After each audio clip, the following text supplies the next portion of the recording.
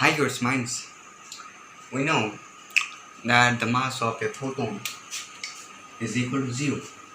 Do you ever think what will happen if I put this mass in the equation of E equal to mc square?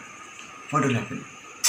We will find that the energy will be 0, but we know that the photon are a package of energy.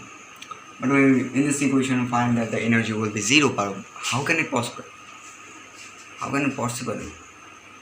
Because it is not the right equation. It is not the actual equation.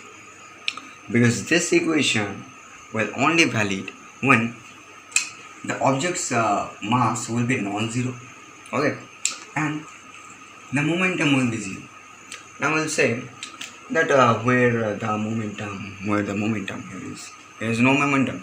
But in this equation there is no momentum. But the actual equation, that is E square equal to square plus PC square. There is momentum. Okay, and this is the equation where the mass of it is a actual equation, and we know the mass of a photon will be 0.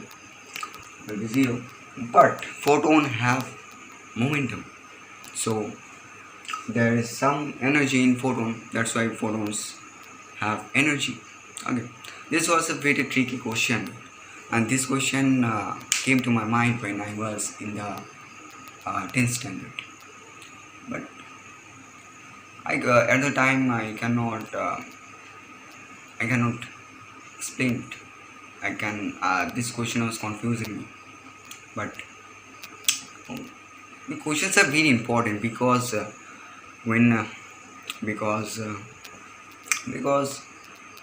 I say, that questions like if you have any problem, you ask question, and with deep concentration and deep focus you can solve the problem. Just ask a question. If you have any problem, you ask a question.